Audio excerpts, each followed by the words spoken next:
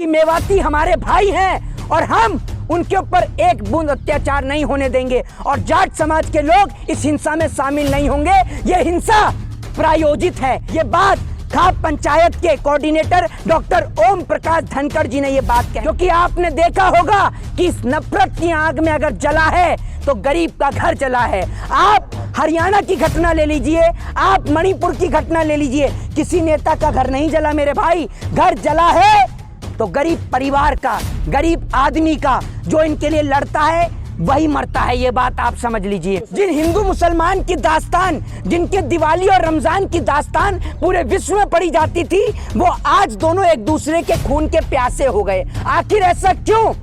आखिर इस देश के अंदर नफरत की आग लगाई तो लगाई किसने? सिर्फ एक ही नाम, मोदी सरकार। कल बेचे सो आज बेच, आज बेचे सो अब। सरकार अगर चली गई तो देश बेचेगा कब? सिर्फ हमारे देश की मोदी सरकार इसी पॉलिसी पर काम कर रही है। मोहित शर्मा, किससे देख रहे हैं जिस तरह मणिपुर की घटना हुई, उसके बाद हरियाणा नूह मेवात में जो घटना हुई, क्या 24 की तैयारी शुरू हो गई है? देखिए, मैं आपको एक बात बता दूं कि देश की नरेंद्र मोदी सरकार सिर्फ एक ही पॉलिसी पे काम कर रही है कि कल बेचे सो आज बेच, आज बेचे सो अब। सरकार अगर चली गई तो देश बेचेगा कब? सिर्फ हमारे देश की मोदी सरकार इसी पॉलिसी पर काम कर रही है। मणिपुर की हिंसा ने इस देश के अंदर इंसानियत और मानवता को शर्मसार करके रख दिया। मणिपुर की हिंसा ने दिखा दिया कि इस देश के नौजवान किस राह पर, किस मार्ग पर चल रहे हैं। इस देश के नौजवानों ने जाति, धर्म और मजहब के चलते सारी सरहद और सारी सीमा को लांघ दिया। आज ये देश हरियाणा से लेकर मणिपुर तक नफरत की आग में जल रहा है और इस नफरत की आग में इस देश को अगर किसी ने झुलसाया है तो वो एकमात्र नरेंद्र मोदी सरकार है। एक बात आपको बोलना चाहता हूं कि बड़ा गहरा ताल्लुक है इस देश के अंदर सियासत से तबाही का, कि बड़ा गहरा ताल्लुक है इस देश में तबाही का जो है वो सियासत से। मैं आपको बता दूं कि जिस्म जले या मजहब, जिस्म जले या मजहब, घर जले या शहर, हमेशा कुर्सियां मुस्कुराती रहती हैं। इसके कहने का मतलब ये कि किसी के घर की बस्ती जले, किसी के घर में आग लगे या किसी के घर का व्यक्ति जले, लेकिन कुर्सियां हमेशा मुस्कुराती रहती हैं। सियासती लोगों को हमेशा फायदा पहुंचता रहता है। आज ये देश नफरत की आग में इतनी बुरी तरीके से जल रहा है कि एक भाई दूसरे भाई के खून का प्यासा हो चुका है। कहने का मतलब ये कि जो हिंदू और जो मुसलमान के किस्से विश्व में प्रसिद्ध थे, जिन हिंदू मुसलमान की दास्तान, जिनके दिवाली और रमजान की दास्तान पूरे विश्व में पढ़ी जाती थी, वो आज दोनों एक दूसरे के खून के प्यासे हो गए। आखिर ऐसा क्यों? आखिर इस देश के अंदर नफरत की आग लगाई तो लगाई किसने? आखिर पूरे देश को जलाया तो जलाया किसने? सिर्फ एक ही नाम, मोदी सरकार, जिसने साल 2014 के आने के बाद इस देश को जलाने का काम किया। मैं आज उन तमाम हिंदू भाइयों को एक बात बताना चाहता हूं और उनसे पूछना भी चाहता हूं कि आप मुझे बताएं कि जब इस देश के अंदर कावड़ियां जगह जगह जल लेकर निकलते हैं सावन के महीने में, तो उनके ऊपर कहीं एक कंकर तक भी बरसाया नहीं जाता, जबकि उनके ऊपर मस्जिद से फूल की बरसात की जाती है। तो जब उनके ऊपर कोई पत्थर नहीं बरसाए गए तो शोभा यात्रा के अंदर पत्थर बरसाने वाले वो दंगाई, वो आतंकी कौन थे और वो आतंकी दंगाई कहां से आए? ये सवाल मैं देश की सरकार से पूछना चाहता हूं। सत्यपाल मलिक कह रहे हैं कि राम मंदिर पर भी हमला हो सकता है 24 से पहले। क्या उसी का ट्रेंड ये सब हो रहा है? देखिए, मैं आपको एक बात बता दूं कि मोदी सरकार अपनी कुर्सी पाने के लिए किसी भी हद तक गिर सकती है।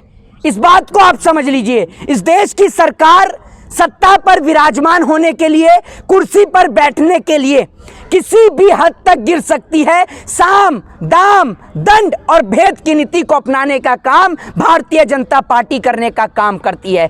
चाहे भारतीय जनता पार्टी को लोगों को मरवाना पड़े, चाहे कुछ भी करवाना पड़े, बीजेपी कभी पीछे नहीं हटती, क्योंकि आपने देखा होगा कि इस नफरत की आग में अगर जला है तो गरीब का घर जला है। आप हरियाणा की घटना ले लीजिए, आप मणिपुर की घटना ले लीजिए, किसी नेता का घर नहीं जला मेरे भाई। घर जला है तो गरीब परिवार का, गरीब आदमी का, जो इनके लिए लड़ता है वही मरता है, ये बात आप समझ लीजिए। तो सत्यपाल मलिक साहब जी। ने कहा है, क्या आपको लग रहा है वो चीजें सच होती जा रही है कि कुछ भी हो सकता है, कुछ भी हो रहा है, अटैक हो देखिए, रहा है? सतपाल मलिक ने अपनी आंखों के सामने भारत देश के अंदर पुलवामा की घटना को होते हुए देखा है। एक तजुर्बेदार, एक उम्रदराज आदमी है, कई राज्यों के राज्यपाल भी रह चुके हैं, एक बड़ा अनुभव उनके पास है।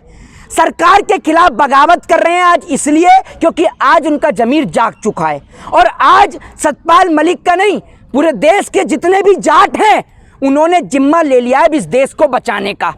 मैं आपको एक बात बता दूं, हरियाणा में दंगा हुआ तो उसको रोकने के लिए जाट सामने आए। आपने देखा होगा जिस तरीके से खाप पंचायत के प्रधान और मां खाप पंचायत के कोऑर्डिनेटर डॉक्टर ओम प्रकाश धनखड़ ने जिस तरीके से कहा है कि मेवाती हमारे भाई हैं और हम उनके ऊपर एक बूंद अत्याचार नहीं होने देंगे और जाट समाज के लोग इस हिंसा में शामिल नहीं होंगे। ये हिंसा प्रायोजित है, ये बात मैं नहीं, ये बात खाप पंचायत के कोऑर्डिनेटर डॉक्टर ओम प्रकाश धनखड़ जी ने ये बात कहने का काम लेकिन किया मोहित है। शर्मा, जी राम मंदिर जो है पूरे 100 करोड़ हिंदुओं का आस्था का सवाल है जी। तो इस ऐसे बयान देना इस समय- देखिए, राम लोगों की आस्था का प्रतीक मोदी जी के आने से पहले भी थे और अगर जब मोदी जी नहीं रहेंगे तब भी लोग राम जो है वो लोगों की आस्था का प्रतीक बने रहेंगे। सवाल ये है कि जिस तरह से मुसलमानों के घरों पर बुलडोजर एक्शन जारी है, लेकिन जिन्होंने मस्जिद में घुसकर मौलाना साहब की हत्या की, क्या उनके घर पर ये नहीं चल सकता था? ये देखिए, सबसे पहली बात तो मैं आपको एक बात बता दूं कि आपको और हमें मिलकर ही इस हिंदू और मुसलमान के बीच के मतभेद को समाप्त करना है। शर्मा, राम मंदिर जो है 100 करोड़ हिंदुओं की आस्था का सवाल है, तो ऐसे में इस तरह का बयान देना किस तरह से देख रहे हैं इसको? देखिए, मैं आपको एक बात बता दूं कि राम मंदिर लोगों की आस्था का प्रतीक था, है और सदैव बना रहेगा, ठीक है ना। जिस तरीके से भाजपा ने राम जी के ऊपर कब्जा करने का काम किया है, तो सतपाल मलिक ने जो ये बात कही है, क्या पता उनके कहने से अब भाजपा राम के नाम पर वोट ना मांगे। पहले से ही लोगों को सचेत कर दिया गया है कि राम के नाम पर अगर कोई आपके घर वोट मांगने आए, आप सोच कर देखिए ना, इस देश के अंदर दो तरीके के नौजवान हैं सर।